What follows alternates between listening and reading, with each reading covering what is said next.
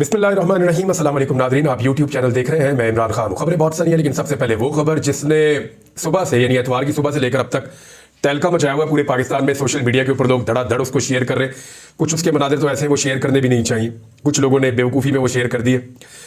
लेकिन ये वकूआ है क्या, यानी जब इतना ज़्यादा इसको डिस्कस किया गया, मैं नॉर्मली ऐसी चीज़ों में नहीं जाता, लेकिन क्योंकि इसमें लॉ एंड ऑर्डर है और ये मुल्क का एक अहम तरीन इशू बन गया आज के दिन में। थोड़े दिन पहले भी हमने विजुअल देखे थे, भावलनगर से पुलिस वालों को बहुत फेंटी लगी थी, मार कुटाई हुई थी, बाद में सुलह सफाई हो गई थी, पुलिस ने एतराफ़ कर लिया था। यानी मेरे एक दोस्त हैं, सीनियर जर्नलिस्ट हैं और उनका ताल्लुक गुजरात से है।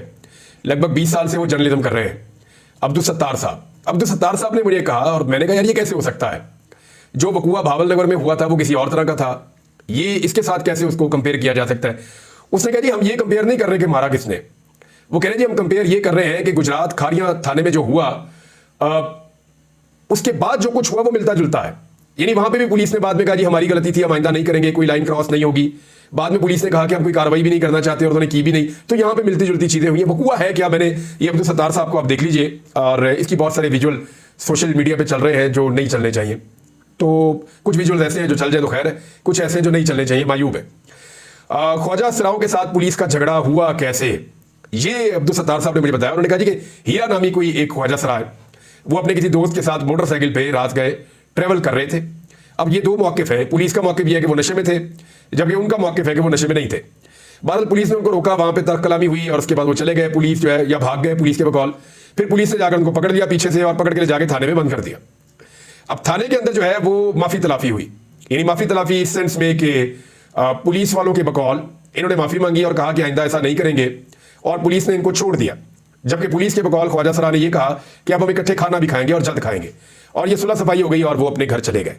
ये है पहला एपिसोड रात गए का। अब उस ख्वाजा सरा ने जाके अपने साथियों को बताया। अच्छा, दूसरी तरफ जो ख्वाजा सरा उनका मौक़िफ़ मुख्तलिफ है, वो बाद में बताता हूँ। ख्वाजा सरा ने जाके अपने साथियों को बताया और उन्होंने जाके जो कहानी बताई, उन्होंने कहा जी मुझे पुलिस उठाकर ले गई थी। पहले उन्होंने जो रास्ते में रोककर मेरी तलाशी ली उसमें उन्होंने नाजेबा हरकत की, और उसके बाद जब थाने हमें लेकर गए, जिसपे वहां मौके पर लड़ाई हो गई और वहां से चले गए नाराज होकर या पुलिस के साथ झगड़ के, और बाद में पुलिस ने हमें उठा लिया और थाने ले जाकर ज्यादा बदतमीजी की, और कोई परवाह ना करने वाली बात है वो वहां पे उसने ये क्लेम किया। तो उसके साथ ही इकट्ठे हो गए। तो बहुत सारे ख्वाजा सराओं ने मिलकर, यानी 1 दर्जन के करीब तो वो वीडियो उसके अंदर कहीं ना कहीं नजर आ रहे हैं, या इसके कम है या थोड़े ज्यादा हो सकते हैं, लेकिन 1 दर्जन का एस्टीमेट है वो जो नजर आ रहे हैं। वो गए और उन्होंने जाके पुलिस स्टेशन के ऊपर अटैक कर दिया। उन्होंने पुलिस स्टेशन पे पत्थर मारे, वो पुलिस स्टेशन के अंदर घुस गए, उन्होंने असला छीनने की कोशिश की, उन्होंने जाके पुलिस वालों को मारना शुरू कर दिया और पुलिस वालों को पकड़ के थानों से बाहर निकाला। कोई बेचारे पुलिस वाले यूनिफॉर्म पे थे, कोई बगैर यूनिफॉर्म के थे, उनको बाहर लेकर आए, को जमीन पे बैठा हुआ भी दिखाया गया, और थाने का सामान और जो वहां पे एक एरिया बना हुआ है थाने के अंदर खिदमत मरकज, या वो जो शीमेल डेस्क एक होता है वो भी वो खींच तान के बाहर ले आए और लाके उन्होंने सड़क के ऊपर रख दिया सामान, और तोड़ फोड़ की और नारेबाजी की और पुलिस के साथ लड़ाई की। इस बीच में कुछ ख्वाजा सराओं ने जो ऐनी शाहिदीन है उनके मुताबिक अपने कपड़े उतारना शुरू कर दिए, और उन्होंने पुलिस को कहा कि देख लो तुम यही चाहते हो। तो ये एक बड़ी तकलीफ दे चीज थी। देखें होता क्या, हमारी सोसाइटी में हम ख्वाजा सराओं को बिल्कुल इज्जत नहीं देते और उन्हें खिलौना समझते हैं। जैसे ही कोई उन्हें देखता है उनके ऊपर हंसना शुरू कर देता है। वो कोई काम करना चाहे तो वो काम ही नहीं कर सकते, जहां वो काम करते हैं सब लोग उन्हें छेड़ते हैं। अगर कोई ख्वाजा सरा स्कूल में, कॉलेज में, यूनिवर्सिटी में पढ़ना चाहे तो उसके आसपास के तालिब इल्म उसके साथ क्या सलूक रखते हैं ये मुझे आपको बताने की जरूरत नहीं है। कोई अगर किसी दफ्तर में काम करना चाहे तो उसके जो कुलीग्स हैं उसके साथ कैसा सलूक करते हैं, तो उसको एक इंटरटेनमेंट का जरिया बनाया हुआ होता है। सवाई इंटरटेनमेंट के काम के ये लोग और कोई काम कर ही नहीं सकते, सिर्फ लोगों को इंटरटेन कर सकते हैं। जहां ये कोई सीरियस जिंदगी गुजारना चाहते हैं लोग इनका जीना आराम कर देते हैं। तो ये बात तो सच है कि जब ये पुलिस के काबू आ जाए या किसी के भी काबू आ जाए तो लोग इनका मजाक उड़ाते हैं और इनकी जो कमी है उस पर इनको जिच करते हैं। तो अब ये गुस्से के अंदर आए ख्वाजा सरा और उन्होंने जाके ये सब कुछ किया है। अच्छा, बाद में जो सहाफी उनके बकौल रेशम नामी कोई ओहदेदार है ख्वाजा सराओं का, और उसकी वजह से जो है वो सुलहनामा हो गया और पुलिस ने पूरी यकीन दहानी कराई कुछ चीजों की। पुलिस ने यकीन दहानी कराई कि आइंदा ऐसा नहीं होगा जो हुआ है, और कोई कानूनी कार्रवाई उन ख्वाजा सराओं के खिलाफ नहीं की जाएगी जिन्होंने पुलिस स्टेशन पर कब्जा करने की या उसे फतह करने की कोशिश की है। तो इसलिए वो अब्दुल सत्तार साहब का ये मानना था, और दोस्तों का, कि ये वाकया मिलता जुलता ही है, लेकिन मार उस नौयत की पुलिस को नहीं पड़ी। बहरहाल देखते हैं पुलिस इसके ऊपर क्या कहती है। बहरहाल पुलिस वाले जख्मी भी हो गए और उनकी तस्वीर भी आप देख सकते हैं। तो ये ख्वाजा सराओं ने मारा, ख्वाजा सरा भी जख्मी हुए हैं। उन्होंने बेचारों ने अपने जख्म मीडिया वालों को दिखाए भी है कि देखें हमें चोटें लगी हैं, पहले हमें मारा गया पुलिस की जानिब से, उसके बाद हमारा ये रिएक्शन था। एक और खबर है नाज़रीन, और ये एक बड़ी खबर है। खबर यह है मखसूस नशिस्तों के हवाले से जो केस है वो सुबह लगने जा रहा है सुप्रीम कोर्ट ऑफ पाकिस्तान में। इस पे 2 बड़ी अहम चीजें हुई हैं, डेवलपमेंट्स, ये मैं आपको बता देता हूं, और ये बहुत बड़ी खबर बनने जा रही है। पेशावर हाई कोर्ट का फैसला फौरी तौर पे मुअत्तल किया जाए। सबसे पहले तो पाकिस्तान तहरीक इंसाफ या सुन्नी इत्तेहाद कौंसिल के जो वकला हैं वो सुप्रीम कोर्ट ऑफ पाकिस्तान में ये कहने जा रहे हैं कि पेशावर हाई कोर्ट का फैसला उसको मुअत्तल किया जाए। इलेक्शन कमीशन मखसूस नशिस्तों पर मुंतखब अरकान को डी नोटिफाई करे, यानी फौरी तौर पर जो अदालत में इस्तदा है वो ये है कि खैबर पख्तूनख्वा की जो कोर्ट ने फैसला किया उसको तो फारिग करे, जिसके मुताबिक मखसूस नशिस्तें जो पार्टियां हारी हैं उनको मिल जाएंगी। दूसरा, जो अरकान जिनको नोटिफिकेशन दिया गया इलेक्शन कमीशन की जानिब से उनको डी नोटिफाई किया जाए। सुन्नी इत्तेहाद कौंसिल ने सुप्रीम कोर्ट में नई दरखास्त दायर कर दी है। एडवोकेट फैसल सदीकी ने अदालत से अबूरी रिलीफ मांग लिया है, केस की समाअत कल होगी। अच्छा, ये जो अबूरी रिलीफ है वो ये है कि जी इसके ऊपर ये तो पहले करें ना, आप स्टेटस को तो एक मेंटेन करें, उसके बाद देखते हैं फिर क्या होना है। अच्छा, फवाद चौधरी साहब ने इसमें बड़ी जबरदस्त राय दी है। वो ये कह रहे हैं कि सुप्रीम कोर्ट में मखसूस नशिस्तों के केस के दो हिस्से हैं। पहला हिस्सा यह है कि अगर आजाद हैसियत में मुंतखब अरकान एक ग्रुप बना लें तो उनकी क्या हैसियत होगी, यानी जो आजाद अरकान जीते हैं वो अपना एक ग्रुप बना लेते हैं तो उनकी हैसियत क्या होगी। मिसाल के तौर पे 100 बंदे आजाद जीत गए हैं, उनको 33 नशिस्तें मिलनी चाहिए, तो वो अगर अपना 100 बंदे एक ग्रुप बना लेते हैं और वो नशिस्तें उनको वो कहते हैं जी क्लेम करते हैं हमें नशिस्तें दे, तो उनकी हैसियत क्या होगी। नंबर 1 पॉइंट ये है। नंबर 2 पॉइंट उनका यह है कि क्या मखसूस नशिस्तें सियासी जमातों में उनकी नुमाइंदा हैसियत से ज्यादा तादाद में तकसीम की जा सकती हैं या नहीं। मिसाल के तौर पे एक पार्टी जो है वो सीटें 30 जीती है तो उसको 30 मखसूस नशिस्तें दी जा सकती हैं, हालांकि ये 33% के हिसाब से बहुत थोड़ी सी होती हैं, इसके आसपास होती हैं, शायद 3 मेंबर्स पे एक सीट होती है, आई एम नॉट श्योर, लेकिन जो मैंने सुना वो इतना ही है।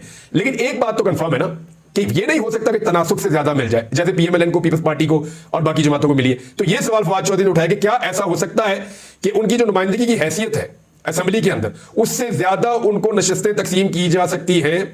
इन दोनों मामलात में बकौल फवाद चौधरी साहब के, और वैसे भी एक फैक्ट है कि आईने पाकिस्तान खामोश है।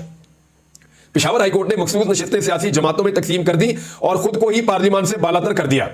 सुप्रीम कोर्ट के 3 बेहतरीन जज साहिबान इस पेचीदा कानूनी मामले पर क्या रास्ता निकालते हैं, इसके बड़े दूर रस नताइज होंगे और इस फैसले से सेनेट के इलेक्शन उड़ जाने का बहुत इम्कान है। देखिए, इसमें एक चीज आप याद रखिएगा, सेनेट के इलेक्शन भी उड़ सकते हैं, जरदारी साहब का इंतखाब है वो भी मशकूक हो सकता है, और एक और चीज जो हो सकती है वो जो आईनी तरमीम की जा रही है जिसमें काजी फायद ईसा साहब को एक्सटेंशन दी जा सकती है, अदलिया के मामलात के अंदर तरमीम की जा सकती है, और कुछ तरामीम जो ये हुकूमत करना चाहती है, ये जो पीडीएम की मुश्तरका हुकूमत है, कुछ तरामीम और भी करना चाहती है, आइन को अपने मुताबिक मोल्ड करना चाहती है। अगर वो आइन को बदलना चाहते हैं तो फिर उनको 2/3 अक्सरियत चाहिए। अगर उन्हें 2/3 अक्सरियत चाहिए तो ये मखसूस नशिस्तें जो पाकिस्तान तहरीक इंसाफ की हैं, सुन्नी इत्तेहाद कौंसिल में वो चले गए तो उनकी है, तो वो मखसूस नशिस्तें उनको बहुत जरूरी चाहिए। अगर मखसूस नशिस्तें उनके पास रही तो आइन में तरमीम होगी, ना रही तो आइन में तरमीम नहीं होगी।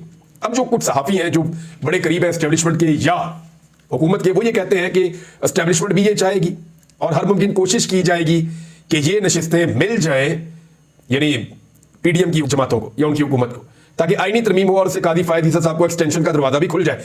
पीटीआई ने इसको एक सियासी रिश्वत करार दिया है कि काजी फायद ईसा साहब ने जो कुछ भी किया, अगर ये उन्हें मिल जाती है एक्सटेंशन, तो ये एक सियासी रिश्वत है और उसके ऊपर उन्होंने बड़ी तनकीद की है। एक और खबर है नाज़रीन, पाकिस्तान पीपल्स पार्टी के हवाले से बड़ी इंटरेस्टिंग खबर है, मैं आपके सामने रख देता हूं। पाकिस्तान पीपल्स पार्टी पार्लियामेंटेरियन की सदारत पे जरदारी साहब ने तो छोड़ दिया, सदर बन गए। जरदारी और बिलावल में इख्तलाफात, ये रिपोर्ट हुआ है अखबार के अंदर। अच्छा, रिपोर्ट में कहा जा रहा है कि आसिफ अली जरदारी चाहते हैं कि उनकी बहन बन जाए सदर पाकिस्तान पीपल्स पार्टी की, जबकि बिलावल चाहता है कि बन जाए आसिफा जरदारी।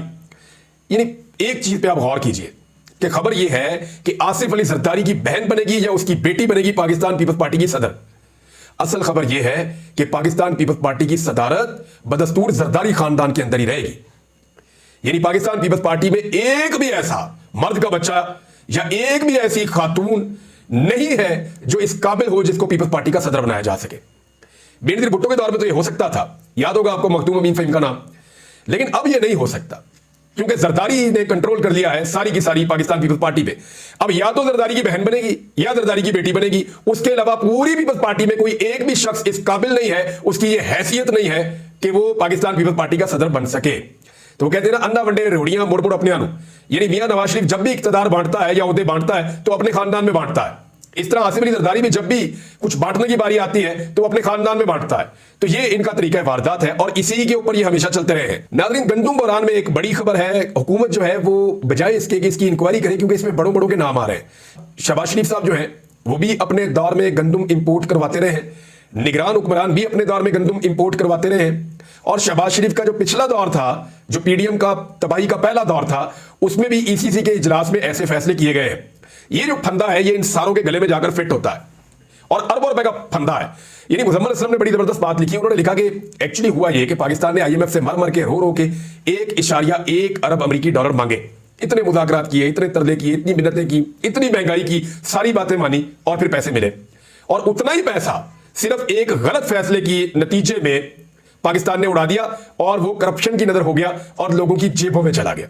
ये मुजम्मिल असलम साहब ने पॉइंट आउट किया था। तो एक्चुअली पाकिस्तान जितने मर्जी पैसे दुनिया से मांगता रहे, जितना मर्जी कर्जा लेता रहे, अगर पैसा ऐसे ही उड़ाना है, ऐसे ही लुटाना है, तो फिर यही होना है। एक तो ये 90 अरब से ज्यादा का एक डायरेक्ट एक स्कैंडल है, जबकि इसका जो नुकसान है वो 300 अरब रुपए तक का उसका तखमीना लगाया जा रहा है।